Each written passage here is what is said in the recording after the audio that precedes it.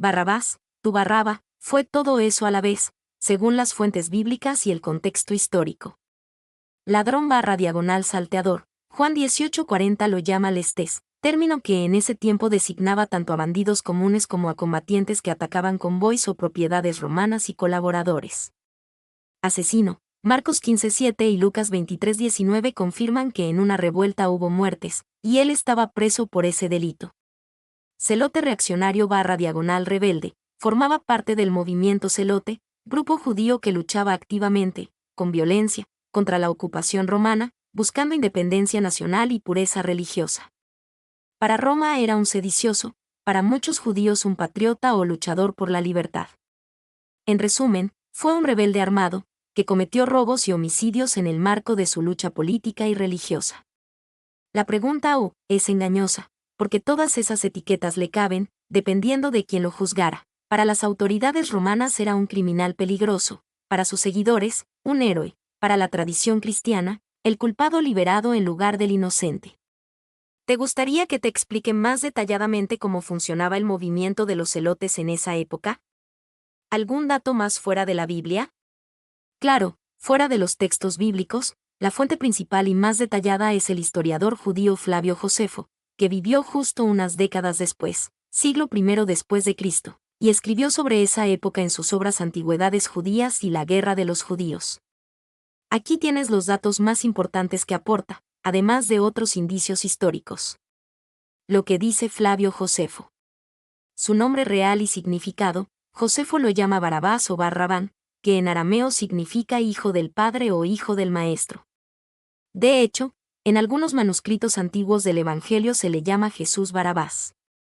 Es un detalle muy llamativo, el preso y el condenado tenían el mismo nombre de pila que Jesús de Nazaret.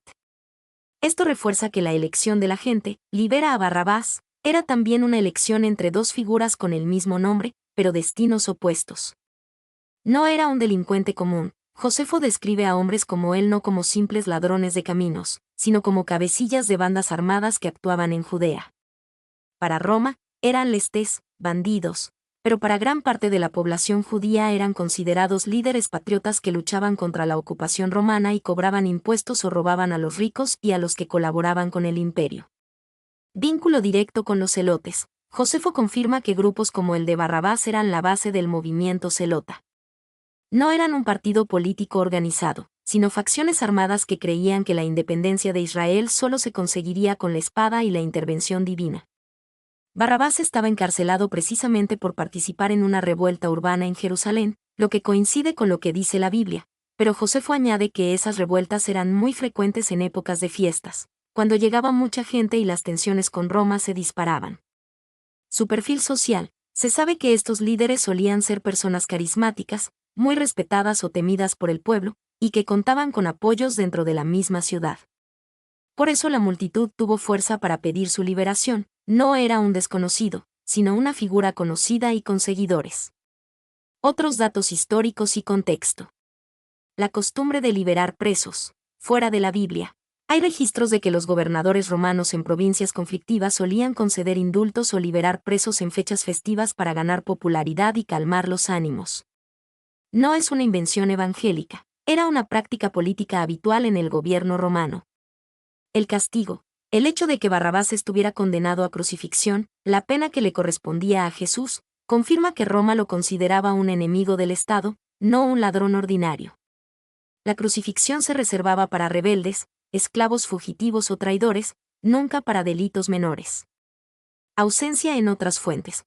No hay menciones de él en historiadores romanos como Tácito o Suetonio, pero es normal. Para Roma, él era solo un rebelde más entre docenas que había en Judea, una provincia problemática. Solo la tradición cristiana lo hizo famoso por ser el intercambio. En resumen, fuera de la Biblia, Barrabás era un líder de una facción armada, un patriota para muchos, un enemigo público para Roma, y posiblemente su nombre completo fuera Jesús Barrabás. Era el tipo de hombre que, unos años después, lideraría la gran rebelión que terminó con la destrucción del templo en el año 70 después de Cristo. Mi nombre es Demim. Soy tu asistente personal. Mi sitio en internet es demim.es.tl